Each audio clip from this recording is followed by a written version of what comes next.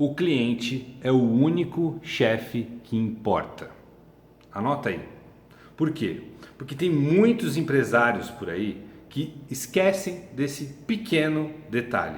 Eles ficam focados demais no mix de produtos que a loja tem que ter, no ponto comercial, no banner, na fachada. E não que essas coisas não sejam importantes, elas são importantes. Mas não adianta você fazer tudo isso se você esquecer de ouvir o seu cliente. Se você não entende o que ele realmente quer, o que ele realmente necessita, não adianta você ter a loja mais bonita do mundo no melhor ponto comercial da cidade. Você tem que ouvir os seus clientes. E baseado nisso, eu quero contar uma história muito legal que aconteceu com uma rede de supermercados do Reino Unido chamada Sainsbury. Em 2011, é uma história antiga, mas muito interessante, eles receberam uma carta inusitada de uma cliente fazendo uma reclamação e o desdobramento disso é ainda mais inusitado e interessante. A carta dizia mais ou menos o seguinte: olha, eu não entendo por que o pão de vocês que chama pão tigre chama-se pão tigre, se na verdade as manchas que aparecem no formato do pão se assemelham muito mais a uma girafa.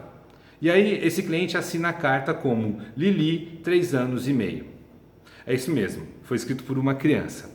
E isso podia passar despercebido, né? Podia ser uma coisa, que legal, que bonitinho e tudo mais. Mas não, eles levaram isso a sério, ou seja, eles ouviram o cliente e resolveram responder para ela. E aí o gerente do supermercado respondeu, assinou a carta falando: Lili, muito obrigado pelo seu retorno, ficamos muito felizes em saber, em ouvir, né? Ouvir o que você tem a dizer para nós sobre os nossos produtos. E de fato, o padeiro que desenvolveu o produto, né? Esse pão, ele achava que o formato se parecia com o tigre, mas pensando bem, o que você falou faz sentido, ele se parece muito mais com uma girafa.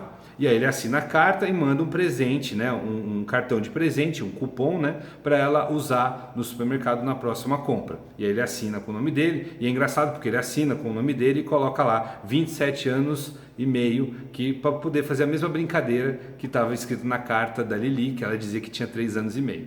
Bom, é óbvio que os pais da Lili ficaram muito felizes porque foram ouvidos, mas a história não acaba aí. O supermercado resolveu rebatizar o pão de pão tigre para pão girafa, certo? Beleza, e isso viralizou. E isso começou a ter uma viralização muito interessante na internet e a exposição, o marketing gratuito que o supermercado teve a partir daí foi sensacional. E qual é a lição que a gente tem que tirar dessa história? Você tem que ouvir o seu cliente, porque ele é o único chefe que importa.